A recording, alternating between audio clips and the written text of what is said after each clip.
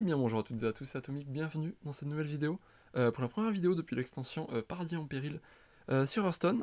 Aujourd'hui pour un archétype qui a totalement été créé par cette extension, c'est-à-dire qu'il n'existait pas du tout avant, et les cartes de cette extension ont rendu ce deck tout simplement existant. C'est le chasseur de démons pirate. Je voulais commencer par ça parce que de base j'adore chasseur de démons, c'est vraiment ma classe de cœur. Et j'aime bien les decks un peu aggro comme ça qui mettent du board. Donc ce deck il m'a de suite pas mal attiré. Disclaimer pour la liste, hein, vient de Noens Gamer, la source sera évidemment dans la description. Donc je vous propose qu'on regarde pourquoi le deck est fort. Alors tout d'abord, la carte qui a un peu marqué tout le monde, c'est la légendaire Neneuil le pilote, pardon. Place 6 parachutes dans votre deck qui invoque un pirate 1-1 avec charge quand vous le piochez. Mais c'est pas forcément la meilleure carte du deck, hein, on va voir ça par la suite. Mais bon voilà, on a un archétype autour de cette carte.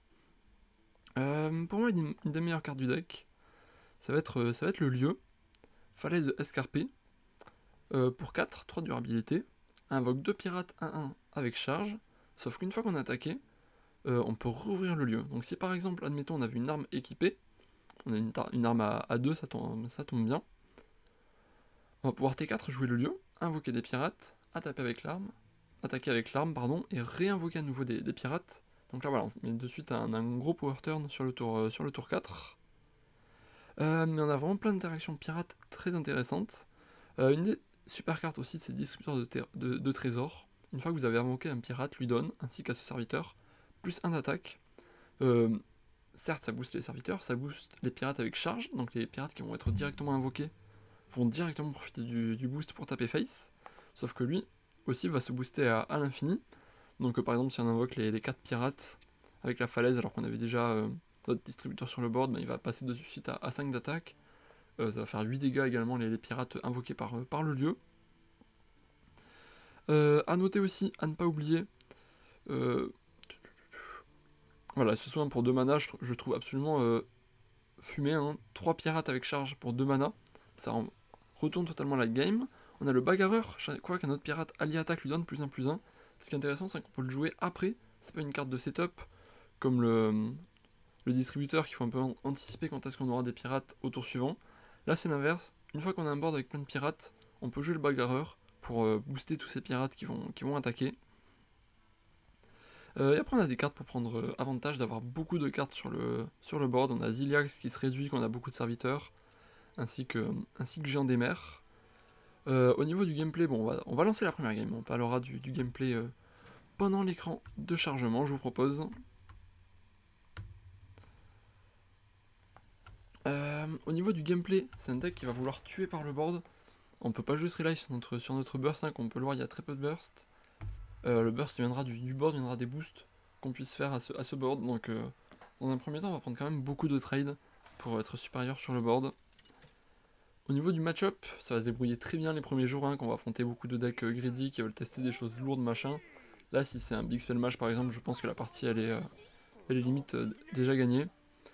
Mais on a beaucoup de mal contre les decks qui vont prendre le board mieux que nous parce qu'on pourra tout simplement jamais les taper face.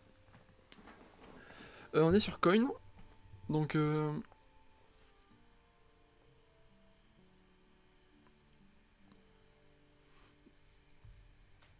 ça et ça, je pense que c'est un peu greedy à garder si jamais ça se passe mal. C'est en gros l'histoire qu'on peut se raconter, c'est on fait ça, on fait pièce ça sur T2, enfin sur T1 on pièce ça, T2 on joue ça, comme ça on va prendre 3 d'attaque à notre héros, et pour profiter des pirates.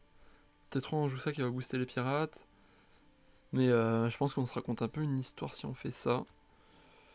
Après si ça passe, ça veut dire qu'on a directement gagné.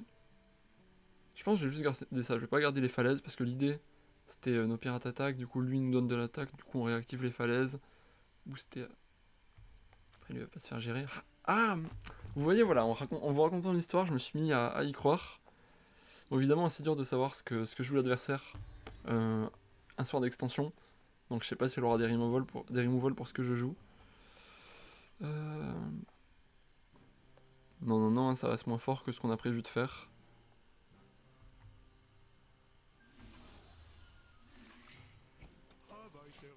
Oui. C'est très rare qu'on ne joue pas sur T1 lui. Comme ça il peut snowball, mais là j'ai l'impression qu'on a directement un scénario qui se met très bien. Pour arriver en deuxième vague limite, pour comboter avec la falaise escarpée. Ouais, et là on est reward, hein, pour ce choix. Sinon on n'aurait pas pu prendre le trade sur la 2-2 avec notre Hero Power. Cela voilà, c'est ce qu'on avait prévu. On enchaîne ça. Comme ça notre héros récupère de l'attaque et on peut trade directement dans sa 2-2. Donc ouais, je disais, greedy, on peut le fumer. Aggro qui passe par le board. Enfin, les decks un peu mid-range, style paladin, handbuff et chaman élémentaire, les choses comme ça. J'en ai croisé un chaman élémentaire, hein, c'est pour ça que je vous en parle.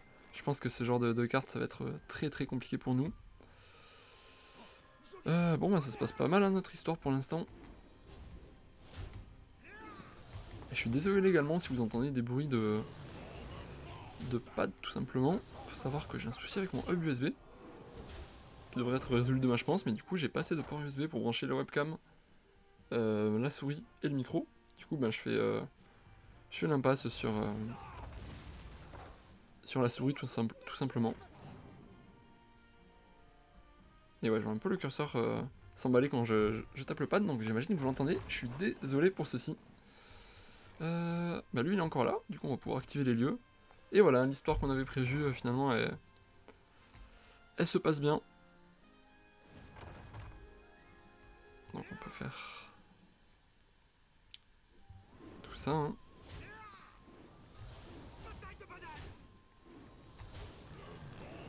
On tape face avec Illidan. Ça va, hop, même pas besoin de rouvrir le lieu, vous voyez on avait encore... on avait 4 dégâts de plus, on est tour 4.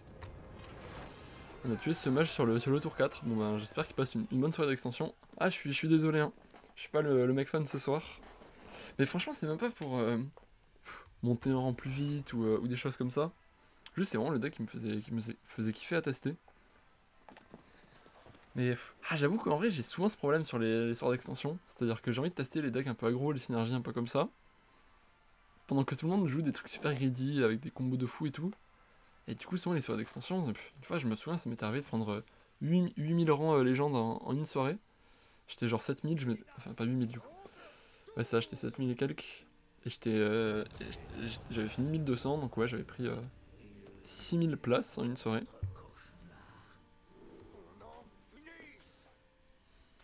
Donc ouais, au niveau du mulligan, pardon, on va aller chercher les T1 surtout. Qu'on n'a pas ici. Mais ouais, on va pas avoir de mulligan pour nos hein. Comme on l'a dit, c'est la carte un peu surcotée du deck. Mais on a besoin d'être très très agressif en début de partie.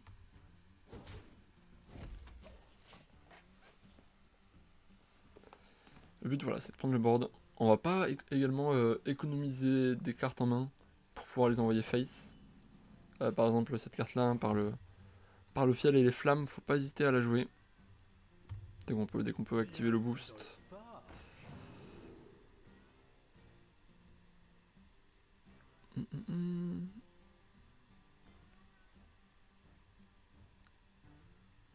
C'est la moins pire, j'ai l'impression, le capitaine de voilier. On sait jamais, hein, ça pourrait clutch un étal. Là, je tente hein, le fait qu'il survive. Sinon, il se prenait juste un coup d'hero power, c'était vraiment nul. Là, au moins, on a un coup joué, une probabilité qu'il survive.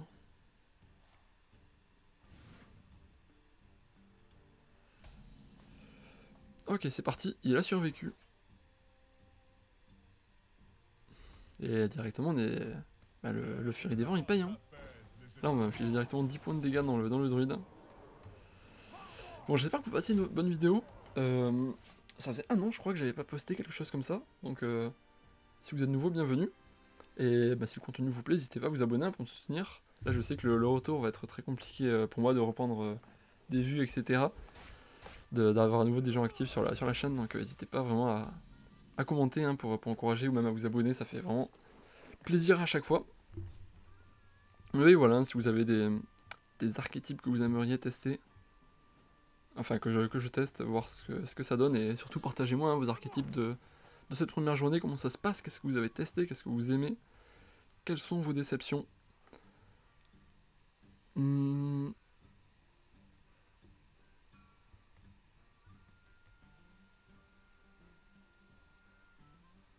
J'ai envie de le tenter, voilà. Je me dis, il a 3 PV, donc il a plus de chances de tenir, même sur du balayage, plus du spell power, des choses comme ça.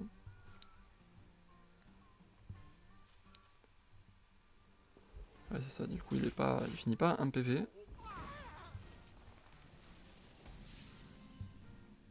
Ça fait quoi ça? Ok, au tour suivant, pardon, j'avais lu à ce tour. On va continuer à bourrer. Hein. Au final, voilà, on perd même pas de dégâts par rapport à la 2-2 étant donné qu'on y repower. Voilà, après, voilà. Pour le reste, hein, c'est. Si vous avez les bases des decks aggro, que vous jouiez très bien les decks aggro dans le passé, ça reprend les mêmes bases. Voilà, faut un peu anticiper. Prochain tour, est-ce qu'on est loin d'avoir l'étal? En 2 tours, combien de dégâts on va mettre? Donc pour savoir à combien de PV c'est important de mettre l'adversaire. Après voilà, je suis désolé, hein, je connais pas très bien la méta en face. Enfin les cartes en face, ça faisait 1 an que j'avais pas joué à Hearthstone non plus hein, depuis la dernière vidéo. Donc je suis repassé les légendes là rapidement. Mais je connais très peu les cartes. 5, 6, 7, 8 et la 9. C'est létal. Hop, on essaie de pas se rater hein, avec le pad. Tac. Et ça part face. Let's go. Pour vous dire, hein, tellement c'est nul avec le pad, j'ai hésité hein, à me spec depuis le PC et à jouer depuis le téléphone directement. Bon, en vrai, c'est pas beaucoup plus pratique non plus. Hop là, pardon pour le coup dans le micro. Bon, on va faire plusieurs, hein, ça va vite au moins. Histoire que la vidéo dure quand même au minimum 20 minutes. On en est qu'à 11 minutes de vidéo, hein, ça passe pas si vite hein, vu que les games sont si courtes. En comparaison avec un deck control où on peut faire une demi-heure de game.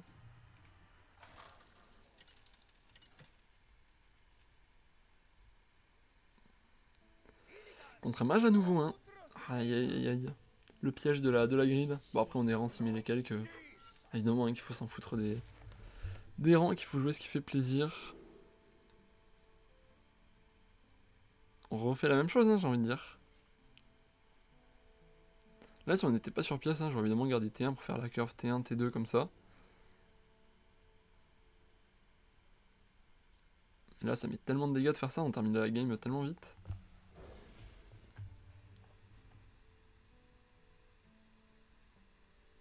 Ok. Ok. Lui il est là notamment je pense déjà pour les mirrors, hein, pour pouvoir reprendre le board facilement. Également rien que déjà plus 1 pour 0 c'est pas négligé. Donc ouais il faut pas attendre d'avoir une ruée à faire, un trade spécifique à faire. Il faut vraiment l'envoyer déjà pour le plus 1 si l'occasion s'y prête. Mais je vais me contredire, hein, on va pas la jouer ici. Parce qu'on a des chances d'affronter un serviteur prochain tour. Donc pour booster nos serviteurs, on prend. Quoique, on vient d'en piocher un deuxième, donc on n'aura pas 2 serviteurs à qui donner rue au prochain tour. Donc je vais pouvoir booster un serviteur, mine de rien, ça fait déjà plus 1 dégât. Et voilà. Je pense que c'est rare qu'au T2 j'ai mis 7 dégâts. Je pense que ça m'est rarement arrivé sur Hearthstone de mettre autant de dégâts si rapidement. Tac tac. Oh waouh. Oh le sniper. Oh là par contre c'est abusé.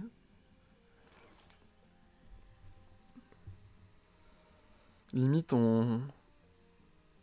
Ah, on perd pas la game dessus quoi, mais c'est chaud. Vous vous rendez compte si ça avait attaqué ailleurs? Déjà la 2-2 charge c'est de la chance.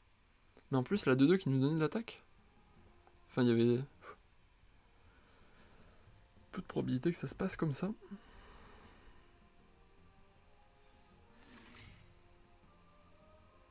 On va essayer de garder notre 1-2 en vie, j'y crois. Sinon c'est un peu game perdu. Parce que attendez, c'est 25 pour 0,25 x 0,33 x 2 parce que du coup il y a 2 scénarios où ça se passe. Enfin, plus lui-même. Parce que sinon c'est notre 0,25 et encore x 0,33. 0,25 x 0,33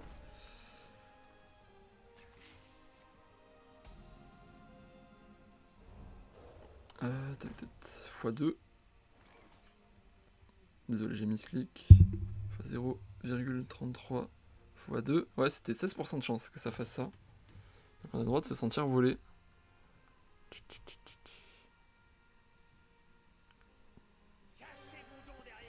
Et là on va être obligé de prendre un peu tous les trades. Après on l'a déjà mis très bas en PV. Ok, là vous êtes en train de vous dire qu'il n'y a pas de draw dans le deck, mais on va en profiter pour en parler, hein, tout simplement. Comme je disais, on a la glyphe d'autant qui permet de piocher des cartes. Ça fait piocher 3 cartes au tour suivant, donc 3 cartes pour 3 c'est assez excellent. Et surtout on a l'arme, hein, ça tombe à pic. Une fois que notre héros a attaqué, on pioche une carte pour 2 mana, pioche 2. C'est déjà super, hein, on se souvient de l'intelligence qui est pour 3 mana. Piocher 2 cartes aussi. Et on va tout jouer, on va voir ce qu'il nous propose en face.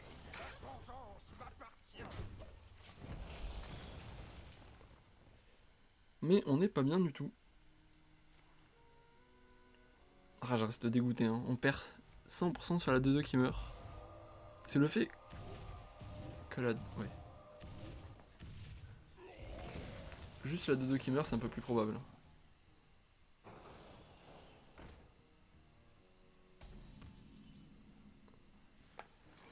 Ok, ça au moins c'est de la draw. On va taper dans la 1-2.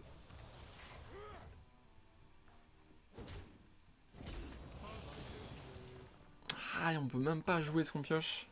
On peut même pas jouer ce qu'on pioche, ça c'est triste. Il va falloir que le prochain top deck soit très bon aussi. Enfin, on aura 2 draws déjà, on aura l'arme aussi qui va nous permettre de piocher. Et faut pas traîner là, on va bientôt mourir, mine de rien, le board qui sera rempli en face. Je sais pas si c'est jouer un autre pirate qui nous fait gagner la game ici.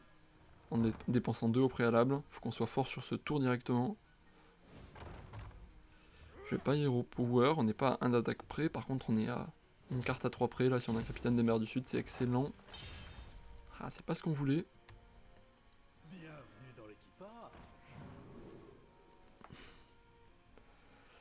Et dans l'autre sens, on aurait joué ça avant. Du coup, vous allez peut-être dire que j'ai mis Sorder. Je suis pas d'accord, hein, je pense que l'espérance c'était mieux à piocher d'abord, plutôt que faire la découverte en premier. Et là, le temps n'est plus au trade. Hein. Ah, c'est vrai que putain, on mettait déjà 2 dégâts de plus hein, si on avait joué dans l'autre sens. Mais bon, on pouvait pas deviner.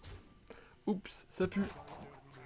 Ça sent le lifestyle de sa part ou un truc qui clôt la game là, un giga clean de board. Ah, ça joue vite.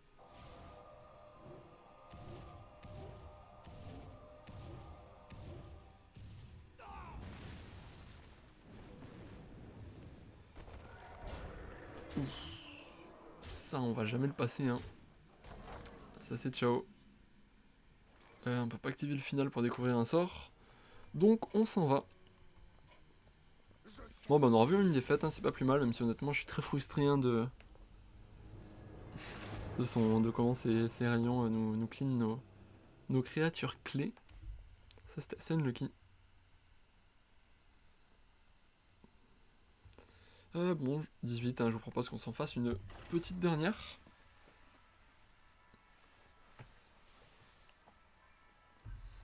Voilà, honnêtement, si vous voulez monter rapidement dès le premier jour, c'est un des meilleurs decks à jouer, je pense. Donc ouais, tout au long de la semaine, on va couvrir l'extension, on va couvrir les nouveaux decks. Donc n'hésitez pas à vous abonner hein, pour être au courant de quand ça sort. Ah, les Chevaliers de la Mort. Rainbow Chevalier de la Mort a reçu beaucoup de support avec la dernière mise à jour, donc on peut s'attendre à affronter un Rainbow DH. Allez, un T1. On a besoin d'un T1. Ça c'est sûr, hein, là vous réfléchissez même pas dans un mulligan comme ceci, vous n'avez pas de T1. Et que vous n'êtes pas sur la pièce. Ouais. Aïe aïe aïe aïe aïe aïe. Après, bon, la curve autour est pas mal. On va pouvoir enchaîner T2. Ensuite, capitaine qui va booster nos pirates, into falaise. Ça, limite, c'est encore plus fort que ça se déclenche au tour d'après, hein, si ça se déclenchait direct. Parce que du coup, on peut jouer autre chose pour booster nos pirates. C'est vraiment fort dans ce sens. Ah, c'est tellement dommage si on l'avait avant. C'est mineur, on a beaucoup de T1 dans le deck. Hein. On en a 1, 2, 3, 4, 5, 6, 7, 8, 9. 9 T1. Donc, on peut s'attendre à en avoir au mulligan.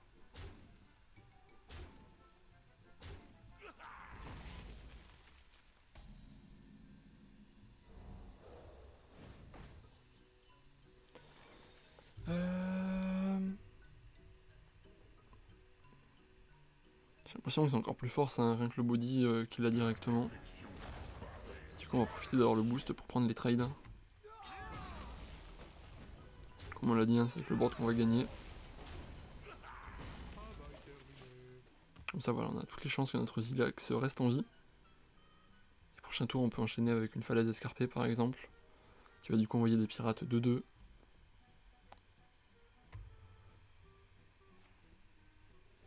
Et voilà. Si on n'avait pas pris les trades, bah notre Zilax, il était deep hop. Donc bon. C'est surtout pas ce qu'on veut. Au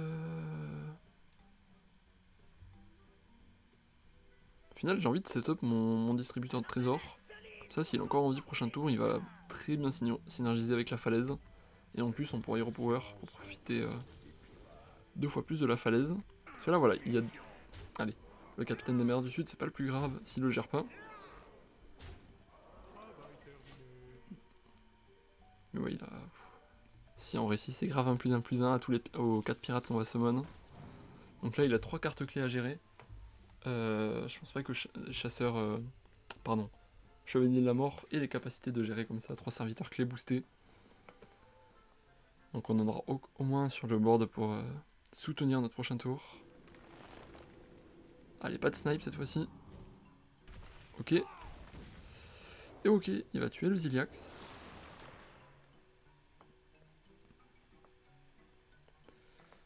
Et là, limite, parce qu'il y a l'étal, j'ai envie de dire. Hein. 9. On va faire plus 4.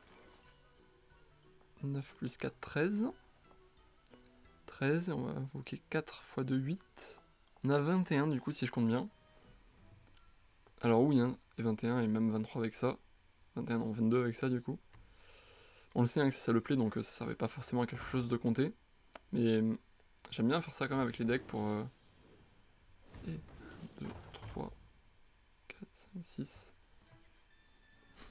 Je disais que j'aimais bien faire ça avec les decks pour, entre guillemets, apprendre à le jouer. Au final, j'avais pas compté le problème de place sur le board, mais bon. Même sans ce problème de place, on a exactement l'étal. Et d'ailleurs, je m'étais raté dans mon compte. J'avais pas pris en compte qu'on avait le pouvoir héroïque qui faisait 1 également. Mais bon, au moins on termine cette vidéo sur une victoire. Voilà, contre ce chasseur de... Pardon, putain, je sais pas pourquoi j'appelle chasseur, contre ce chevalier de la mort. Bon, qui aura pas trop existé. Donc voilà, n'hésitez pas, si vous avez besoin de passer légende là, que vous galérez un peu, n'hésitez pas à abuser du deck hein, les premiers jours. En plus, les decks aggro, c'est souvent les plus faciles à optimiser. Les decks contrôle, ils ont plus besoin d'adaptation, de comprendre ce qui est fort en face. Les decks aggro, bah, c'est simple, on met toutes les cartes pas chères de la classe, et après, il n'y a que 2-3 cartes qui bougent max. Est-ce que c'est un craft safe? J'ai envie de dire, au moins, c'est un craft pas cher. En nouvelle légendaire, il n'y a que Neneuil. J'ai envie de dire que Neneuil, sur les 4 ans, on le verra forcément jouer. Ça, je peux pas le promettre, mais de toute façon... Kayn, je sais même pas si elle est donnée en standard ou pas. Enfin bref, Kayn c'est une super carte. Ziliax, j'imagine que vous l'avez déjà crafté si vous l'avez pas encore fait. C'est un craft 100% safe lui. Soit il sera remboursé un jour s'il est nerf, soit il sera tout le temps joué tant qu'il existe. Donc voilà ce que j'avais à dire sur le craft ou pas craft. Donc j'espère que la vidéo vous a plu. N'hésitez pas à vous abonner pour les suivantes hein, qui vont sortir. Je vais essayer d'un peu charbonner là pour la sortie de l'extension. Moi je vous dis à très vite, c'était Atomic. D'ici là, portez-vous bien. Au revoir.